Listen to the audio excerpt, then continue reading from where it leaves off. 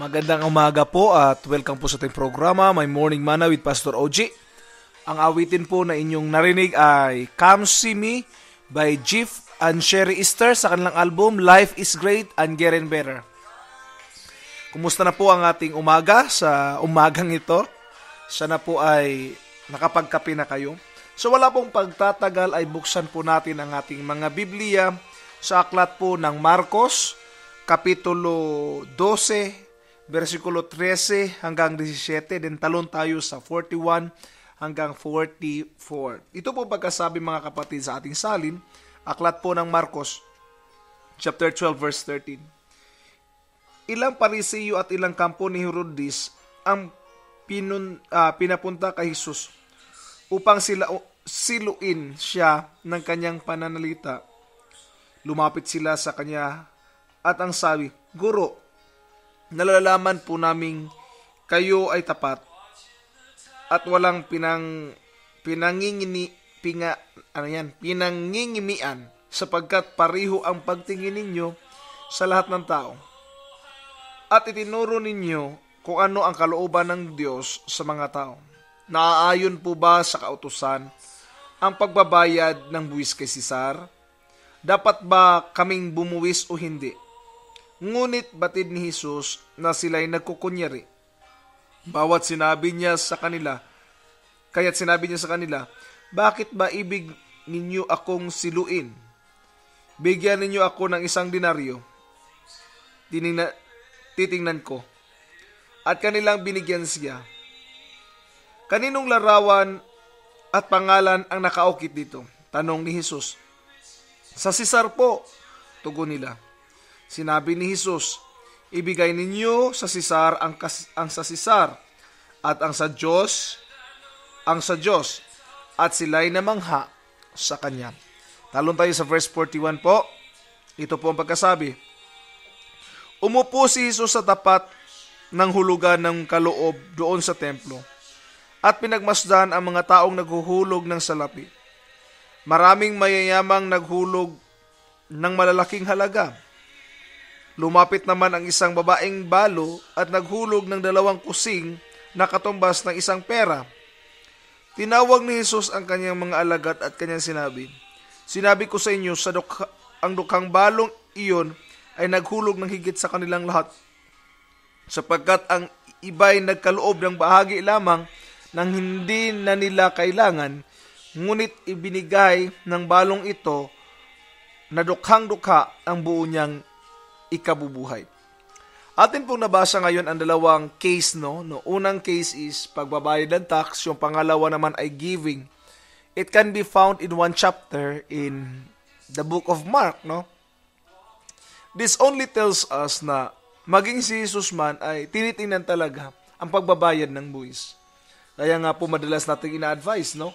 Na kung maaari, kung hindi ka sinisigil ng tax, kumuha ka man lang kahit ng sedula para man lang makapagbayad tayo ng tax. Bakit? That is our golden goose that feeds us, no? Yun yung golden goose natin na pinapakain natin, pinapataba natin para maghahatid pa sa atin ng mas magandang serbisyo. Yan yung para sa daan natin, para sa infrastructure na din-develop. Yan yung mga sinasahuran natin na pulis. Diyan po yan kinukuha, yung tax na atin pong ibinibigay. Kaya po napakahalaga na ang pagbabayad ng tax. Pero sinabi ng Lord, ibigay kay Cesar ang kay Cesar, ibigay ang sa Diyos ang sa Diyos. Ibig sabihin, yung mga ikapo ay ibigay din sa Panginoon, no? Sa gawain ng Panginoon. At yung tax natin, ibigay natin sa gobyerno. Pero ang sukatan po ng pagbibigay ay hindi po nakatali doon sa laki o sa liit, kundi magkano ang natira. Sa umagang ito, pag-uusapan po natin ang patungkol sa greed. So my question is so simple, how much is enough? Yun lang po, how much is enough? Para sa atin po, hanggang saan ba ang tinatawag nating sapat? Kasi minsan yun yung naging tunay na sukatan ng ating pananampalataya. Minsan, kulang pa nga to sa akin, bakit pa ako magbabayad ng tax? Kulang pa nga to sa akin, bakit ako magbibigay? Ang tanong ngayon, hanggang saan yung limitation natin? Hanggang saan yung tinatawag nating enough? Kasi kahit magkakaroon pa tayo ng $1,000, isipin pa rin natin yung kulang pa rin. Bakit? We don't know how much is enough. Kaya mahirap pa rin magbigay. Malaki man o maliit, kung sa puso natin mahirapan tayong magbigay, mahirap talaga magbigay. No? Mahirap magbayad ng tax, malaki man yan o maliit. Tapos minsan sinasabi natin, dapat yung mayayaman ang nagbibigay ng tax. Maaari sa mga mayayamang yun, kulang din yun sa kanila. It's not enough. So this morning, the question is so simple. How much is enough? You have to understand hanggang saan lang po ba ang kaya nating sa palagay natin ay enough para sa atin. It's time to reflect hanggang how much, hanggang saan ang sukatan natin ng tama na o enough para sa atin. Kailangan tayong mag-question. Malaki man yan o maliit ang kita, tingnan natin how much is enough. Oh, right never loses, and wrong never wins, and grace will always be greater than sin. Minsan pa po nagbabalik ang inyong lingkod, ang inyong pong narinig ay awiting Grace Will Always Be Greater Than Sin ng The Hoppers, The Ride, no? Sa kanilang album po na The Ride yata, yun yung ano tawag nito? Yung album nila, Hoppers, The Ride. Anyway, grace of God is always greater than any sin in this world. Patuloy po tayo sa how much is enough. How much is enough is the test, no? Of greed. Minsan naging gahaman ang tao sa salapi. At yun yung tanong sa mga gahaman. Hanggang saan lang ba ang gusto mong kitain? Minsan kasi gusto ko pa ng sobra. Ngayon hanggang saan ba? Kung ang kinikita mo ngayon ay nasa 500 GD, sa palagay mo sapat na ba yan? Hindi pa. Pag mag-1,000 na yung kita ko, nung nag-1,000, ano naman ang deserve? Sana mag-1,500. Nung mag-1,500, nung gusto mag-2,000. Ang tanong, how much is enough? Hanggat hindi natin alam kung hanggang magkano ang gusto natin na abuting pera, hindi talaga matitigil yung greed na yan. Then now, this moment, simple advice. Umupo po kayo, kumuha ng ballpen, magkano ang gusto mong ipunin. Yun lang. At kung mayroon akong ipon na ganito, tama na. Yun po. Kung ako po tatanungin ninyo, simple lang po ang pangarap ko. Kung ang kita ko ay abot na ng 150,000 per month, tama na yun sa akin. No? O per year, per year, 150,000 GD per year, masasabi kong, okay, tama na yan. Sapat na yan para sa akin. Hindi ko naman kailangan ng ilang bilyon, no? Para lang mabuhay.